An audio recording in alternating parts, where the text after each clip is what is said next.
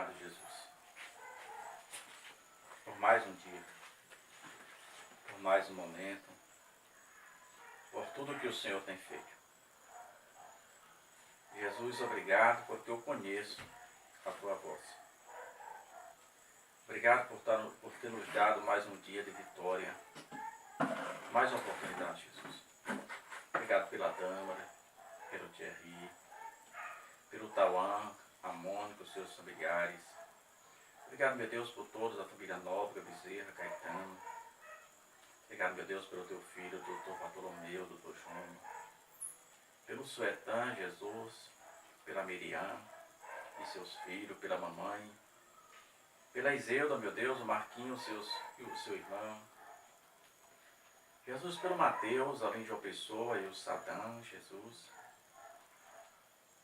Pela Lúcia, pelo Assis.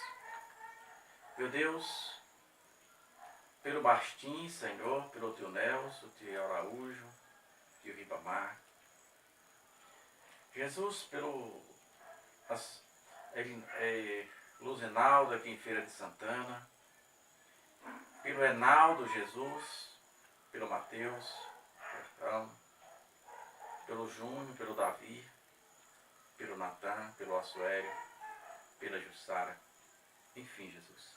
Pelo Pericreon, Senhor, que todos, meu Deus, nesta noite, seja mais uma vez abençoado por aquele que foi e é o Criador de todas as coisas. Pai, de uma noite na direção do Teu Espírito Santo. Nos dê força, Senhor, para continuar, Jesus, nessa trajetória, Jesus. Pai, tudo aquilo que não podemos resolver, nós entregamos nas Tuas mãos, porque Tu conheces, Tu sondas, e Tu podes, meu Deus, resolver todas as coisas da melhor maneira possível. Pai, dá-nos sabedoria espiritual, para entrar e sair, Senhor, e não escandalizar o Teu nome. Nos fome e sede de justiça, para que saibamos discernir as coisas segundo a luz da Tua palavra. Dá uma noite na direção do Teu Espírito Santo, para que tudo o que venhamos a fazer seja para a honra e a glória do Teu nome. Amém, Jesus. E uma palavra para a nossa irmã Dama. Eu vou dar aqui Salmos 17, do primeiro até o segundo.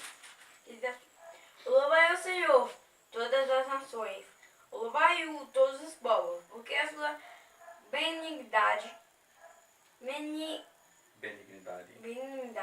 é grande para conosco, e a verdade do Senhor dura para sempre.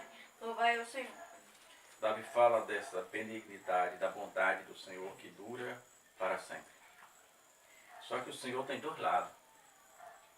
Jesus, ele tem o lado do amor, mas tem o lado da justiça. Paulo diz que tudo que nós plantarmos ou que fizermos por meio do corpo, seja bom ou mal, certo é que um dia ceifaremos. Todas as nossas palavras não cairão por terra vazia. A Bíblia mostra que existe um livro chamado Livro das Memórias, que Deus naquele dia, sem nenhuma pressa, abrirá aquele livro. E cada palavra que nós falamos, seja ela verdadeira ou falsa, está escrito ali. E com certeza haverá muitas decepções naquele dia, no dia do julgamento do Senhor.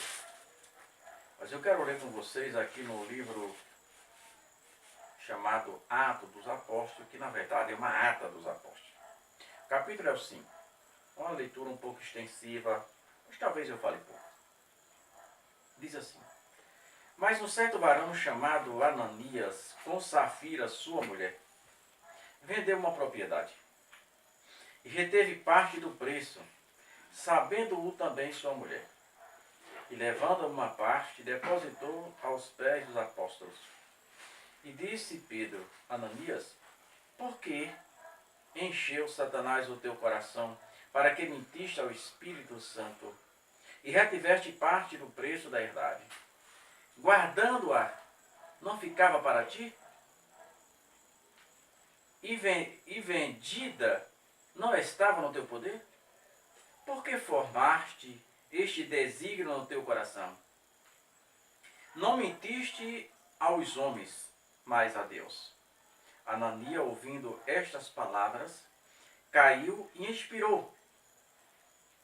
E um grande temor veio sobre todos todos os que isto ouviram. E levantou-se o jovem, cobriu o morto e transportava para fora o sepultaram. E passando o espaço de quase 3 horas, entrou também sua mulher, não sabendo o que havia acontecido. E disse: Pedro, diz-me, vendeste, portanto, aquela herdade? E ela disse: sim, portanto. Então Pedro lhe disse: por que é que entre vós vos consertaste, para tentar o Espírito do Senhor? E eis que ei aí à porta, aos pés do que sepultaram o teu marido, e também levaram a ti. E logo caiu aos seus pés e expirou. E entrando o jovem, encheram-na, acharam-nos morta e sepultaram junto ao seu marido. E houve grande temor, e toda a igreja, e todos que ouviram estas coisas. E muitos sinais e prodígios eram feitos entre o povo pelas mãos dos apóstolos. E estavam todos animadamente no alpendre de Salomão. Quanto aos outros, ninguém ousava ajuntar-se com ele, mas o povo tinha em grande estima. E a multidão dos que criam no Senhor, tanto homens como mulheres, crescia cada vez mais, de sorte que transportava os enfermos para as ruas e os punham em leitos, em caminhos, em caminhas, para que, ameno a sombra de Pedro, quando este passasse, cobrisse alguns deles.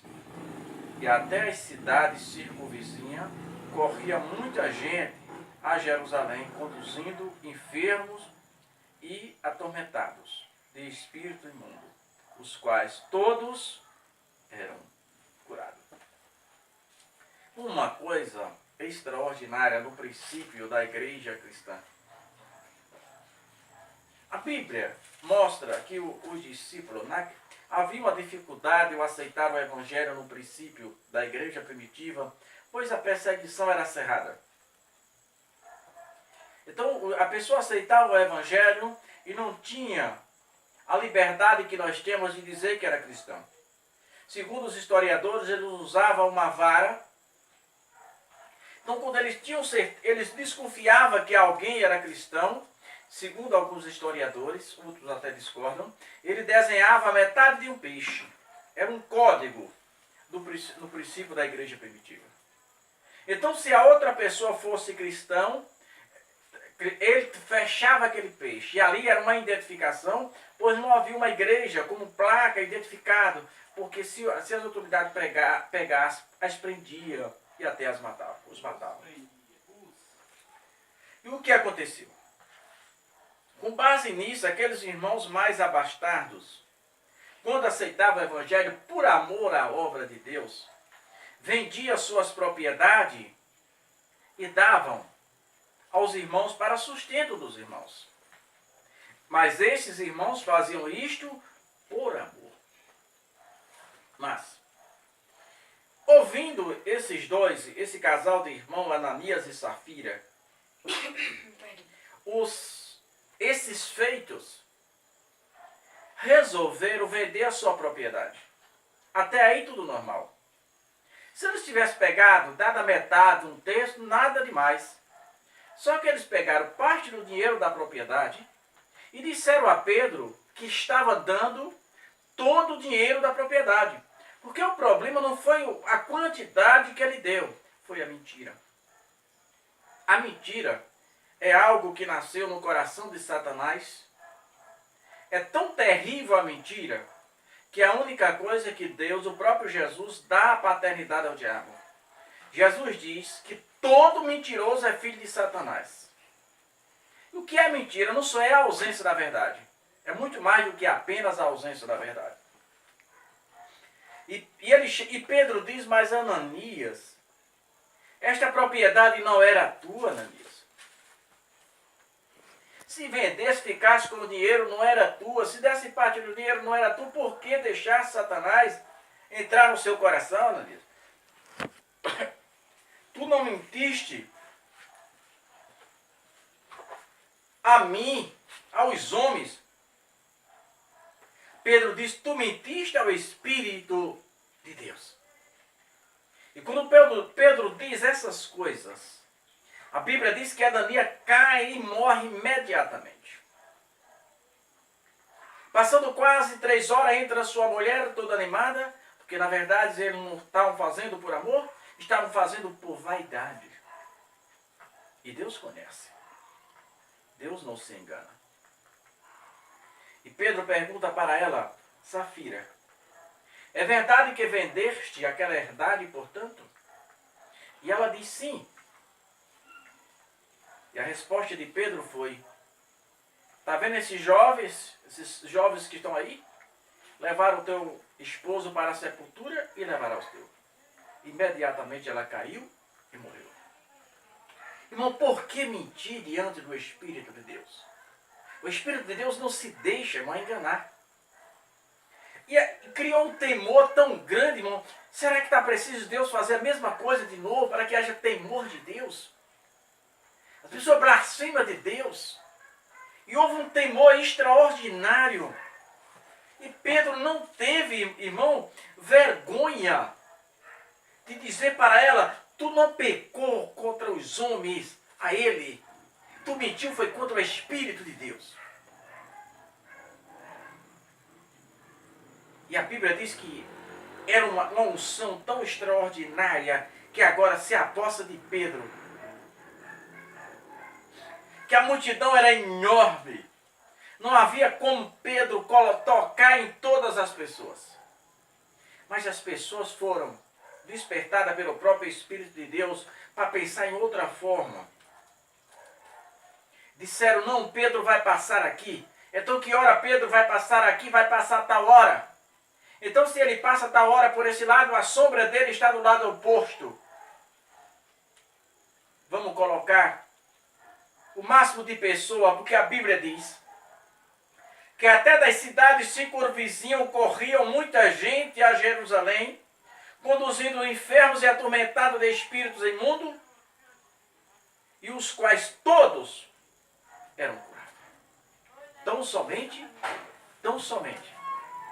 a sombra de Pedro tocava os espíritos imundos de fora. E a pergunta, irmão, para nós hoje é, o Jesus é o mesmo? É, irmão. Jesus quer nos usar como usou a Pedro. Jesus quer nos usar como usou a Paulo. Que a Bíblia diz que Paulo certamente estava ocupado. Em certos momentos Paulo não podia ir. Mas a Bíblia diz que Paulo, até os lenços de Paulo, até os aventais de Paulo, curava os enfermos. Então o Deus de Paulo, meu irmão, é o mesmo Deus.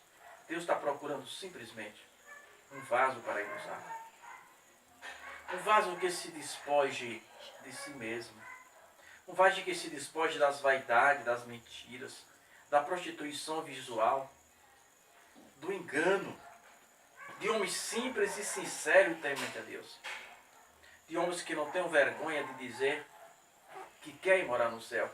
E para tanto vai lutar. Então, meu irmão, a obra de Deus, ela precisa ser feita. Deus está convocando um exército. Mas um exército não como Ananias e Safira, que queira apenas aparecer. Mas um exército como Pedro, que está fiel, pronto para cumprir os desígnios da palavra de Deus. Jesus está convocando você nesta noite. Que você seja mais um daquele que diga, Senhor, eis-me aqui. Se observarmos o profeta Isaías, ele profetizou sobre muitos reis e muitas nações. Antes de ter um encontro com o Senhor, ele já profetizava. Mas no dia que ele tem um encontro com o Senhor, no dia que ele viu a grandeza de Deus, ele diz, eis que eu vou morrer. Porque os meus olhos viram Eu nasci num homem, eu sou homem de lábios impuros e nasci no meio de povo de impuros lábios. E meus olhos viram o Senhor. E a Bíblia diz que naquele momento um anjo vai lá no altar de Deus, pega uma brasa com Matanás e queima a língua do profeta Isaías. E logo depois o Deus não manda. Mas surge uma pergunta nos céus. E a pergunta é extraordinária. A quem enviarei? A quem há de ir por nós? E o profeta agora preparado, queimado, purificado, se coloca à disposição do Espírito de Deus dizendo: eis-me aqui. Envia-me a mim. Este profeta não teve uma vida fácil. Este profeta não levou uma vida tão simples. É aqueles que vão ao rei Ezequias. E é aquele que, segundo a história, foi cerrado vivo pelo aquele mesmo filho que nasceu no